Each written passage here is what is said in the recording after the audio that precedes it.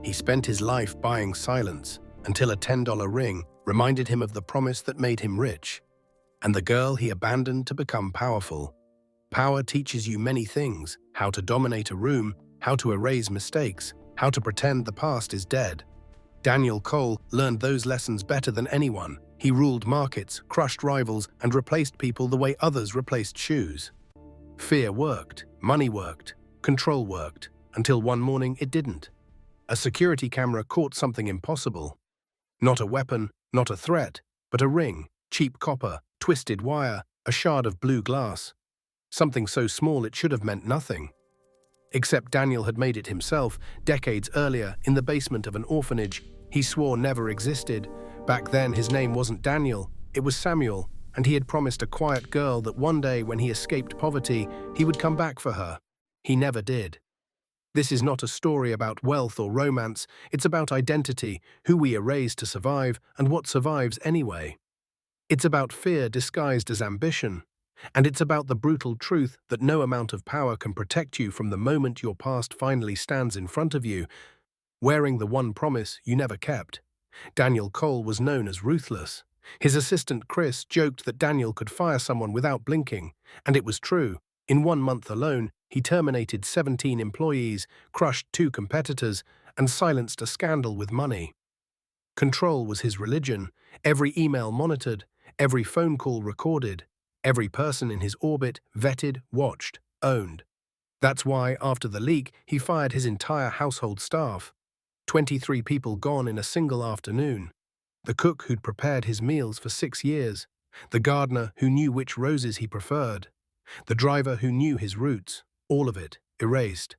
"I want someone invisible," Daniel told Jeff, head of recruitment, that same night. His voice was ice. No opinions, no history, no presence. Jeff nodded, already scrolling through files on his tablet. He'd seen Daniel like this before, wound tight, paranoid, dangerous. The leak had rattled him badly.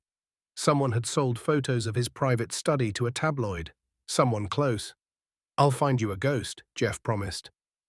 3 days later, he returned with a single name, Anna Wright. Daniel scanned the file, 26.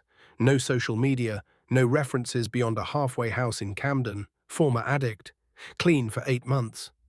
"This is who you bring me?" Daniel's voice could cut glass. "Exactly," Jeff said carefully. "She's desperate, grateful, controllable. She won't ask questions. She needs this too badly." Daniel stared at the photograph. A pale girl with dark circles under her eyes, looking directly at the camera with something that might have been defiance or might have been fear. "Send her tomorrow," he said. What Daniel didn't know, what he couldn't have known, was that Anna Wright had been sent for a reason. And control, his beloved religion, was about to become his greatest weakness. Anna worked like a shadow. She spoke only when spoken to. She never lingered in doorways. She never asked questions. Within a week, Daniel had almost forgotten she existed, which was exactly what he wanted. Yet something changed. Daniel slept. For the first time in years, he slept through the night. No 3 a.m. wake-ups. No panic that felt like drowning. The house felt different too, calmer, warmer. Meals tasted oddly familiar, like something from a life he couldn't quite remember. It unsettled him. Out of curiosity, not suspicion, he told himself, Daniel opened the security footage one evening. He scrolled through Anna's movements. Kitchen, hallway, study, all perfectly normal. Then he saw her reach into her pocket. His entire body went rigid. The camera angle was poor, but he could see it clearly enough. A crude copper ring, blue glass at its center. Twisted wire holding it together like a child's craft project. Daniel's hands went cold, his chest tightened. He rewound the footage, watched it again. Again. That ring didn't belong in a penthouse. It belonged in an orphanage basement in Sussex, made by a 10-year-old boy with stolen wire and a broken bead, given to the only person who'd ever been kind to him. A boy named Samuel Cole, before the adoption, before the money, before he became Daniel and buried everything Samuel had been. He'd made 2 of those rings, one for himself, one for her, for the girl who'd vanished 30 years ago when the orphanage burned. Daniel's hand hovered over his phone. One call to security and Anna would be gone. One call and this impossible thing would end. but his finger wouldn't move. Because if Anna had that ring, she knew who he really was, and that meant she'd been sent to destroy him. Before wealth, Daniel was Samuel Cole, a 16-year-old orphan with nothing but rage and ambition. And Anna, she was the quiet girl everyone ignored. Too small, too scared, the kind of invisible that made her a target. Samuel protected her, not because he was kind, he wasn't, but because she was the only person who didn't want something from him. She'd slip him food when he missed meals for fighting. She'd warn him when the headmaster was in a mood. She asked for nothing in return. One winter night, the cold so bitter the pipes froze, Samuel sat in the basement with stolen copper wire.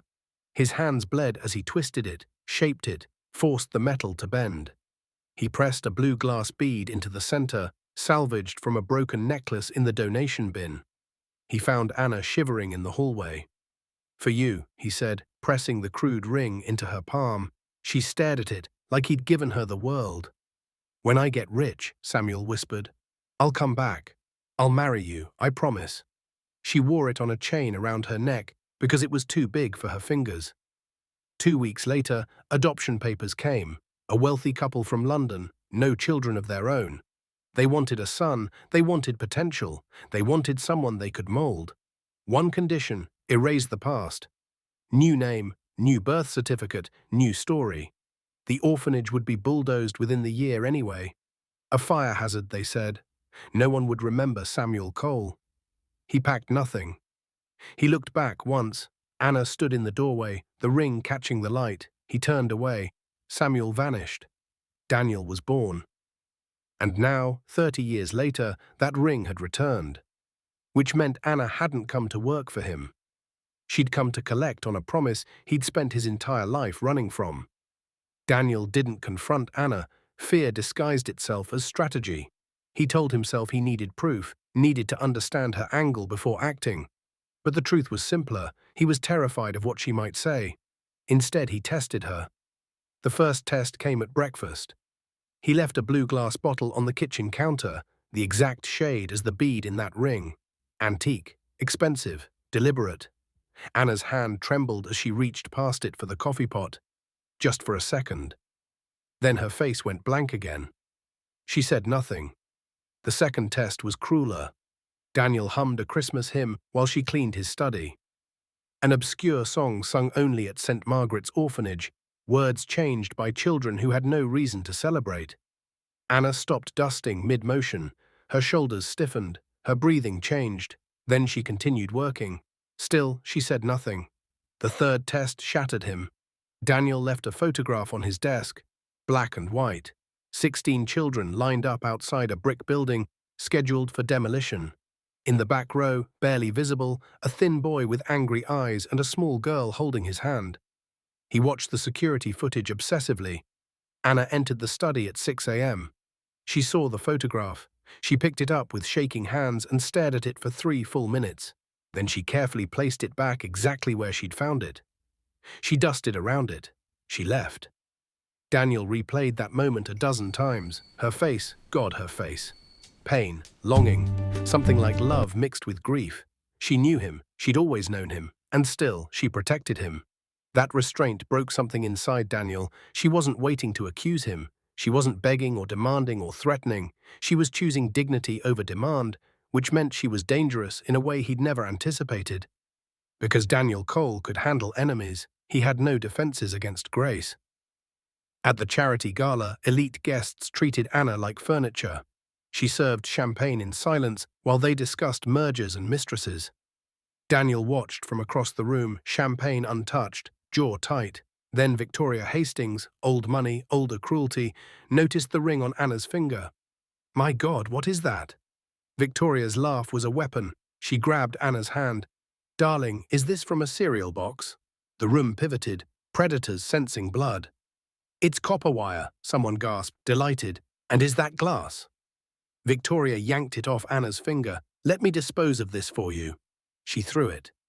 The ring skittered across marble, disappeared under a cabinet. Anna didn't hesitate. She dropped to her knees, searching, dress pooling around her. The guests laughed. Someone took a photo. Daniel's hands were fists. Then he was moving. The room watched, shocked. As Daniel Cole, worth £9 billion, knelt on marble floors in his £1,000 suit. He reached under the cabinet. His fingers found copper wire. He stood, ring in palm, and walked to Anna. "This," Daniel said, voice carrying across the silent ballroom, "is worth more than everything in this room combined."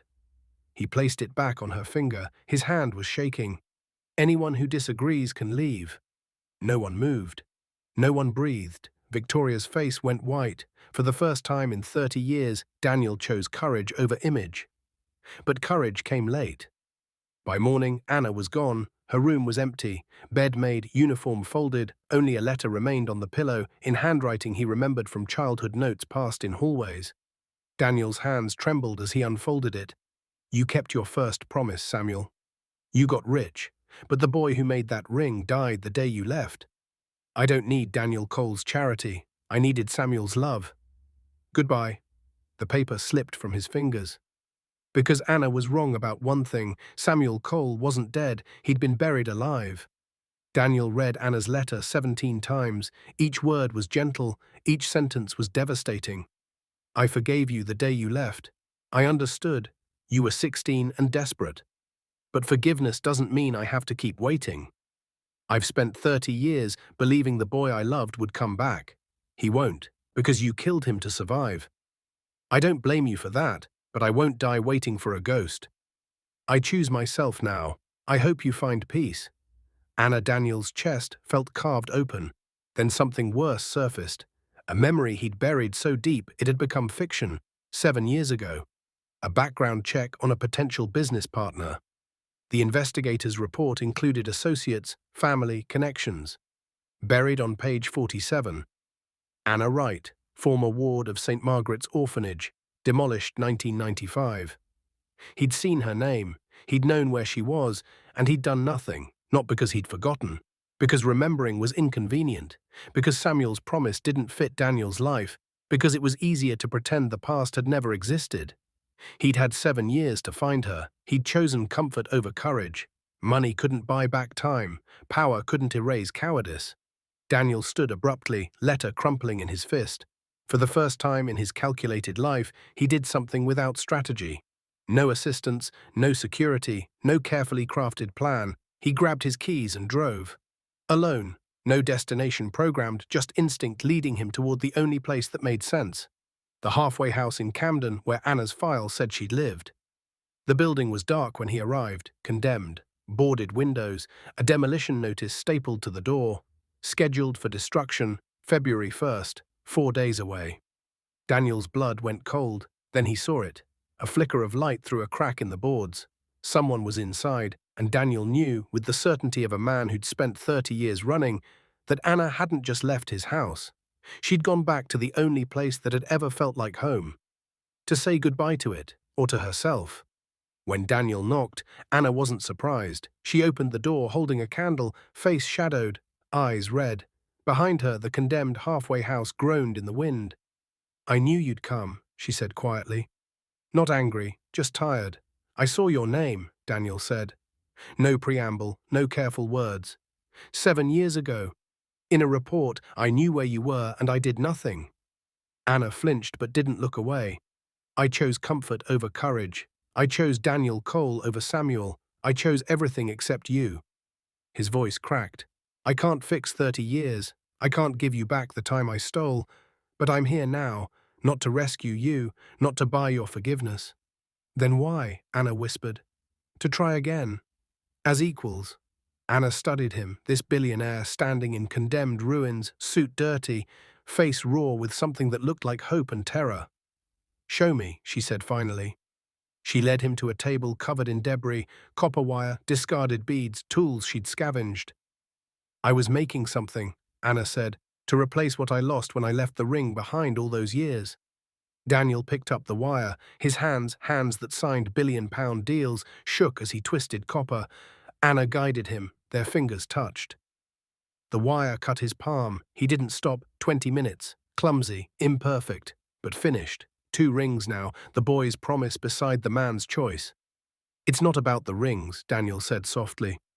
"Is it?" "No." Anna's eyes glistened. It's about who you're willing to be when no one's watching. Daniel slipped the new ring onto her finger aside the old. Then watch me, he said.